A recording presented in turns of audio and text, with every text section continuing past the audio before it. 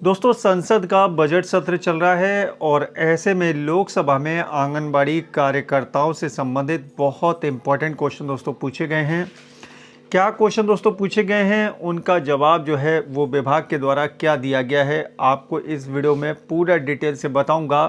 लेकिन उससे पहले छोटी सी रिक्वेस्ट करूंगा, जानकारी पसंद आए वीडियो को लाइक और शेयर कर देना। चैनल पर नए हैं तो चैनल को सब्सक्राइब करके बेल के आइकन को दबाकर नीचे कमेंट बॉक्स में आकर अपने राज्य का नाम लिखकर आगे ज़रूर लिखिएगा आंगनबाड़ी वर्कर्स न्यूज़ टुडे, जिससे कि दोस्तों आगे मुझे इस तरह की अपडेट देने में मदद मिलेगी। दोस्तों, जो पीडीएफ है ना, उसकी कॉपी मैं आपको स्क्रीन पर जूम करके दिखाता हूं और इसमें पूरा बारीकी से समझाता हूं। देखिए दोस्तों, आपको यहाँ पीडीएफ की कॉपी दिख रही होगी। भारत सरकार महिला एवं बाल विकास मंत्रालय लोकसभा आतारांकित प्रश्न संख्या 5565, ठीक है। 27 मार्च 2026 को ये क्वेश्चन पूछा गया राजस्थान के आंगनबाड़ी केंद्रों से संबंधित। देखिए दोस्तों, क्वेश्चन पूछा गया श्री अम्बरा राम द्वारा और लिखा है, क्या महिला एवं बाल विकास मंत्री ये बताने की कृपा करेंगे कि का वर्तमान में राजस्थान के सीकर जिले में संचालित आंगनबाड़ी केंद्रों की संख्या कितनी है और ऐसे केंद्रों की संख्या कितनी है जो अपने स्वयं के भवनों के बिना कार्य कर रहे हैं। AWC बार इन केंद्रों में तैनात आंगनबाड़ी कार्यकर्ताओं सहायिकाओं की वर्तमान संख्या कितनी है और लाभार्थियों के रूप में पंजीकृत महिलाओं और बच्चों की संख्या कितनी है।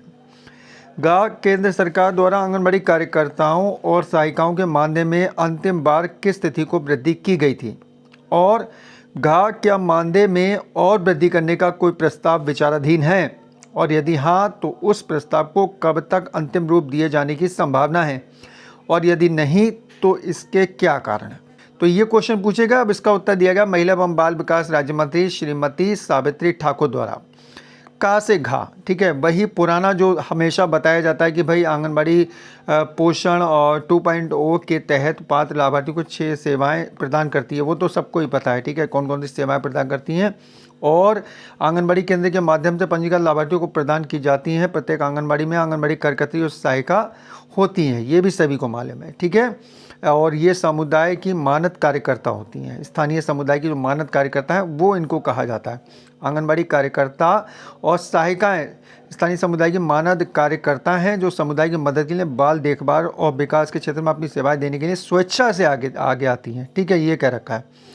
इसमें इन्होंने बता रखा है कि भाई 1 अक्टूबर 2018 में केंद्र सरकार ने जो है मानदेय बढ़ाया था। कार्यकर्त्रियों का 3000 से बढ़ाकर 4500 कर दिया था, सहायिकाओं को 1500 से बढ़ाकर 2250 कर दिया था, ठीक है। इसके अलावा जो अलग अलग टॉपअप दिए जाते हैं अलग अलग राज्यों द्वारा वो इन्होंने बता रखा है, ठीक है। इसके अलावा कार्यकर्त्रियों को 500 रुपये प्रति माह और सहायिका को 250 रुपये प्रति माह का प्रदर्शन आधारित प्रोत्साहन प्रदान किया जाता है, वो इन्होंने बता रखा है, ठीक है। मोबाइल और फ़ोन एप्लीकेशन, पोषण ट्रैकर, ये सब बता रखा है इन्होंने। जो रजिस्ट्रों का डिजिटलाइजेशन कर दिया गया है वो इन्होंने बता रखा है, ठीक है। इसके अलावा पदोन्नति के बारे में बता रखा है। जो हर सवाल का जो भी क्वेश्चन पूछा जाता है तो उसमें ये सब सुविधाएँ जो दी जा रही हैं वो बताई जाती हैं, ठीक है। पदोन्नति का बताया गया है, अवकाश का बताया गया है, ठीक है। उसी तरीके से पेंशन योजना जो श्रमयोगी मानधन योजना है उसका बताया गया है।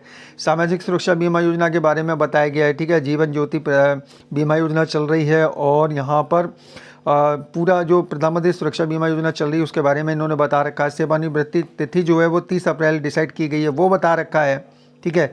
बजट 2024-25 में जो आयुष्मान कार्ड योजना का लाभ जो है हमारी आंगनबाड़ी कार्यकर्त्रियों को दिया गया है वो बता रखा है, ठीक है।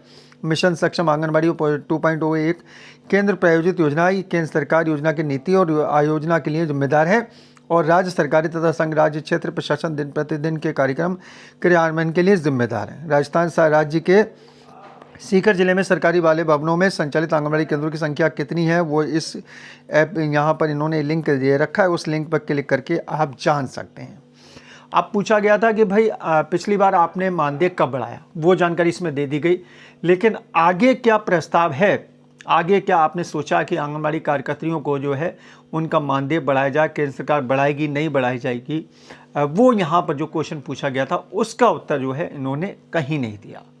अब देखना होगा होता क्या है, ठीक है, क्योंकि चुनावी माहौल भी बन रहा है, अलग अलग राज्यों में चुनावी माहौल बन रहे हैं और हमारी आंगनबाड़ी कार्यकर्ता और सहायिका जो है लगातार संघर्ष रहते हैं कि उनके मानदेय को बढ़ा दिया जाए, इतना मानदेय कर दिया जाए कि महंगाई के इस दौर में वो अपना और अपने परिवार का लालन पोषण अच्छे से कर सकें।